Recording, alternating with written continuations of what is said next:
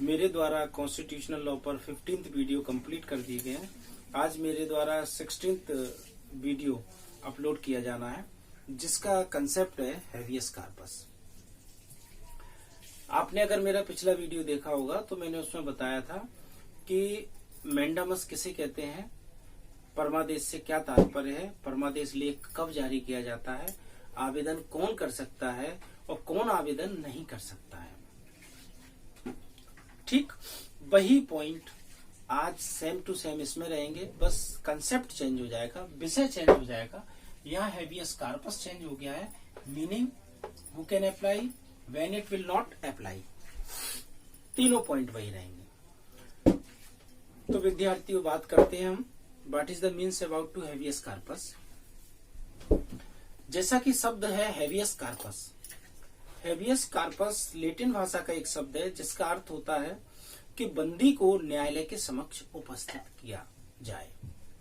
यानी जिस व्यक्ति को आपने बंदी बनाकर रखा है उसे न्यायालय के समक्ष उपस्थित करें, उसके बाद न्यायालय ये फैसला लेगा कि इसे बंदी बनाकर रखना चाहिए या नहीं।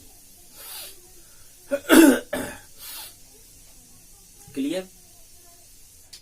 अब बात ये समझ नहीं आती है कि किस बंदी की बात हम कर रहे हैं।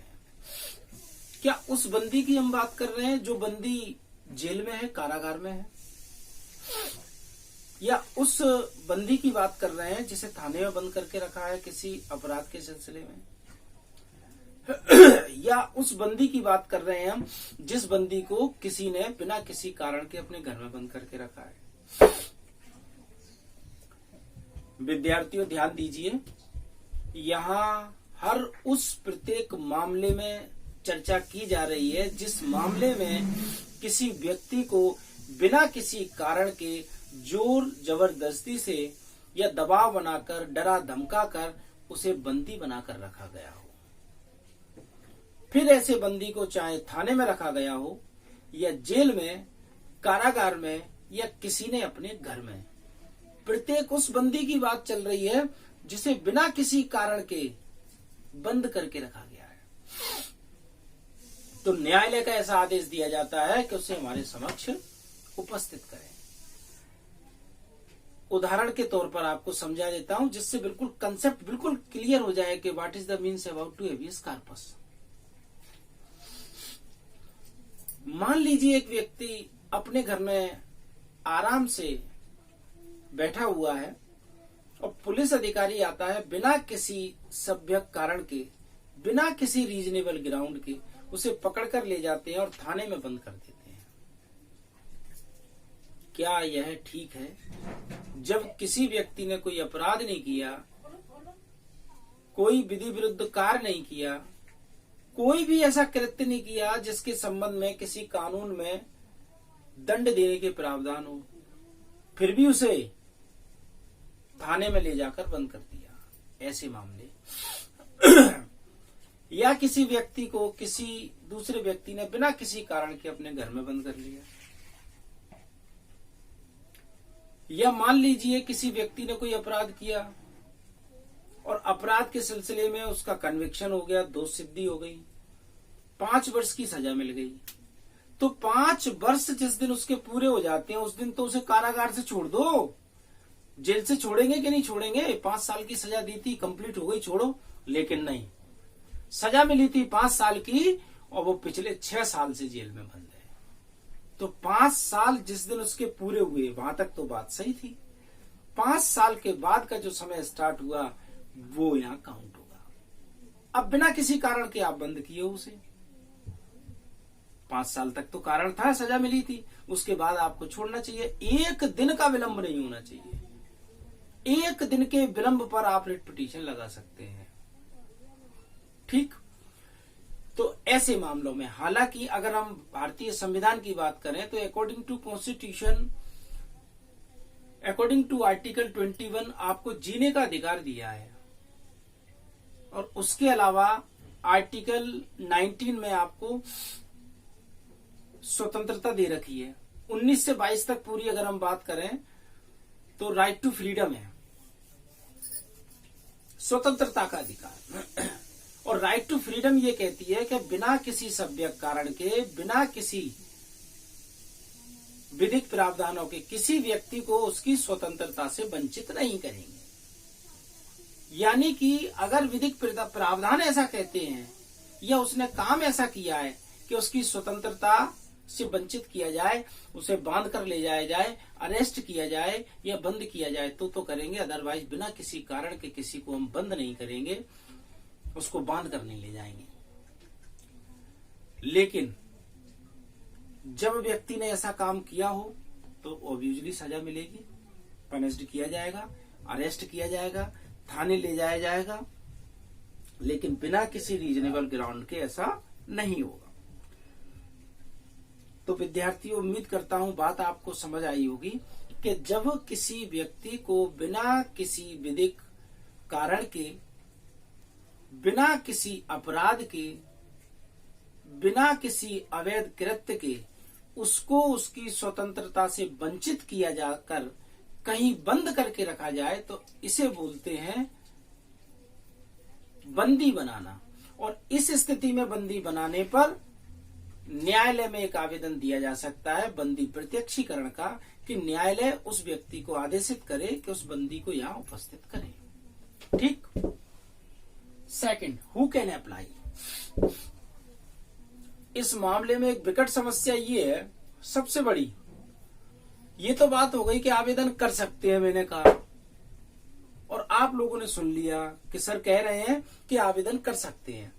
लेकिन भाग्य की विडंबना, जिस व्यक्ति को किसी दूसरे व्यक्ति ने बंद करके कमरे में रखा है, आवेदन कैसे करेगा। हम बात कर रहे हैं कि बंदी को न्यायालय के समक्ष प्रस्तुत करने के लिए आवेदन पेश कर दो, तो उस व्यक्ति को तो बंदी बना के रखा है और दो लोग सामने बैठे होंगे डंडे लेकर के, अगर तुमने आवाज निकाली तो पीटेंगे। तो वो व्यक्ति न्यायालय तक कैसे पहुंचेगा, कैसे आवेदन देगा, एक समस्या। दूसरी समस्या, घर वालों को पता कैसे चलेगा कि हमारे अमुक अमुक सदस्य को किस जगह बंदी बना के रखा है। क्योंकि कोई भी व्यक्ति किसी को बंदी बनाने से पहले उसके घर पर यह सूचना थोड़ी करेगा कि आपके व्यक्ति को हम दबाव देकर या मार पीट कर फलानी जगह बंद बना के रखे होंगे। इसलिए यहां जो मैंने लिखा है second point, who can apply, every person is must be apply. प्रत्येक व्यक्ति, अगर मान लीजिए जिस व्यक्ति को बंदी बनाकर रखा है वो व्यक्ति किसी तरह से सूचना पहुंचा सकता है तो वो व्यक्ति आवेदन कर सकता है। उसके परिवार के लोगों को अगर ये पता है कि हमारे परिवार के सदस्य को हमारे पड़ोसी ने, रिश्तेदार ने या किसी स्ट्रेंजर ने फलानी जगह बंद करके रखा है, परिवार के सदस्य आवेदन कर सकते हैं। सड़क चलते राहगीर को अगर सूचना मिल जाती है कि इस मकान में किसी व्यक्ति ने किसी को बंद करके रखा है, सड़क चलता राहगीर भी आवेदन कर सकता है। मजे की बात जो मैं बताने जा रहा हूं, सुनकर आपको अचरज होगा। मजे की बात इसमें यह है कि आवेदन करने के लिए आपको जरूरी नहीं है कि टाइपिंग कराएं या लिखित में अच्छा होना चाहिए। आप सिर्फ एक छोटी सी पर्ची पर ये लिख दो कि मुझे इस आदमी ने बंद करके रखा है, मुझे छुड़वाया जाए, बस इतना सा लिखना ही हाई कोर्ट और सुप्रीम कोर्ट के लिए रिट पिटीशन माना जाएगा। कोई टिकट मत लगाइए, किसी वकील को मत कीजिए। एक पोस्ट कार्ड अगर आपके पास है, पीएन भगवती ने 1986 में एक पोस्ट कार्ड पर जब कंप्लेंट आई थी तो उसे रिट पिटीशन माना था। क्यों? इतनी फॉर्मेलिटी आप पूरी कैसे कर लोगे, आप तो बंद हो। एक व्यक्ति को कुछ लोगों ने बंद करके तीसरी मंजिल पे रखा था। खाने को खाना देते थे, आराम करने देते थे और मारते पीटते थे। वो वॉशरूम में गया और खिड़की से झांक के देखा तो नीचे लोग निकल रहे थे। उसने कहीं से किसी तरह से एक पर्ची और पेन की व्यवस्था ऊपर कर ली और उसमें लिख दिया कि मैं यहाँ बंद हूँ, मुझे दबाव देकर मारा पीटा जा रहा है और बंद करके रखा गया है, मुझे छुड़वाइए। वो स्लिप उसने सड़क पर फेंकी। वहां एक व्यक्ति को मिली, उसने उठाया और उसने ऊपर से इशारा किया, हाय, इशारा किया और उसने उस स्लिप को पढ़ा और वो समझ गया। उसने वो कोर्ट में जाके जमा की और उसी रिट पिटीशन पर न्यायालय ने आदेश दिया उस व्यक्ति के पक्ष में और दूसरे लोगों के खिलाफ और उसे छुड़वाया गया। तो कोई भी व्यक्ति आवेदन कर सकता है, स्वयं बंदी, परिवार के रिलेटिव या स्ट्रेंजर।